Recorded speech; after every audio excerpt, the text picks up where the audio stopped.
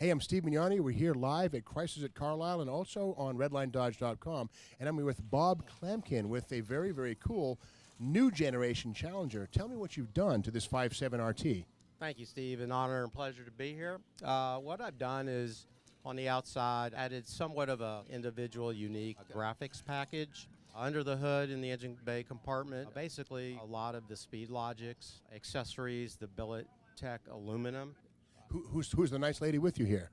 I'm Lisa from Speedlogix. I'm the owner, and we provided all the parts and did a lot of the labor on Bob's car.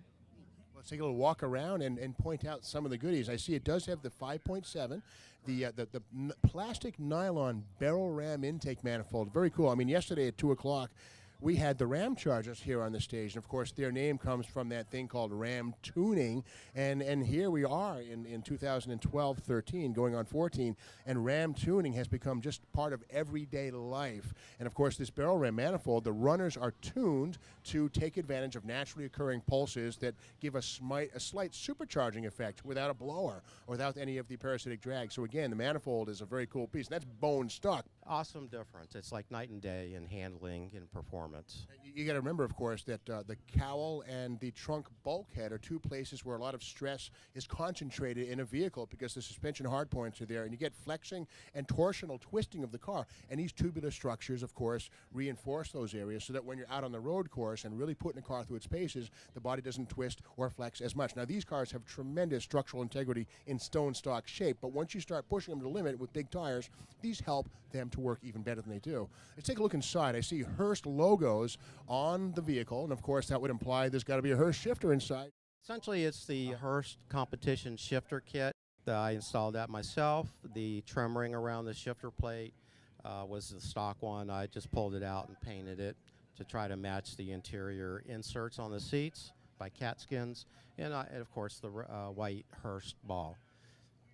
I got to say, the thing I love about the Challenger is that right off the showroom floor, it's an amazingly and wonderful vehicle, but they're so ripe for personalization. You know, I mean, from the front to the back, it's a blank slate to do all kinds of cool stuff with, as were the originals back in the 70s. You know, I mean, just a great car. People personalized them then, but the flavor, the way people do it, the style has changed. Used to be back then air shocks, big fat tires in the back, nose down stance, and now, of course, we've gone more to maybe a more sophisticated vibration where the car is more of a road racer, down low, and brake upgrades. What have you done to the brakes on this car? Oh boy, this is a big upgrade, but it's a beautiful one and a safe one. Those are the Bear Pros, 6 pistons all the way around with the.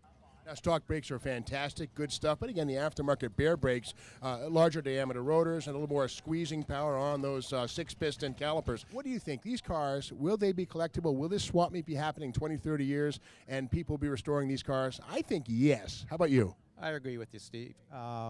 It's just like go back to the 70s and look at them today. In 30 years from now, I believe that these new generation Dodge Challengers and the Chargers are obviously going to be in that same category 30 years from now. I got to say, the Crisis at Carlisle show is its 24th anniversary, 24 years.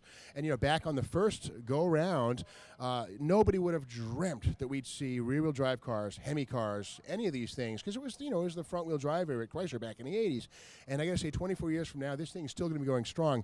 I don't know what the new car is going to look like, but I'm sure that we'll see these cars in preserved condition and also modified cars. And, yeah, I guess basket cases on trailers for restoration. But it is nice that the old and the new are equally praiseworthy. It's good stuff.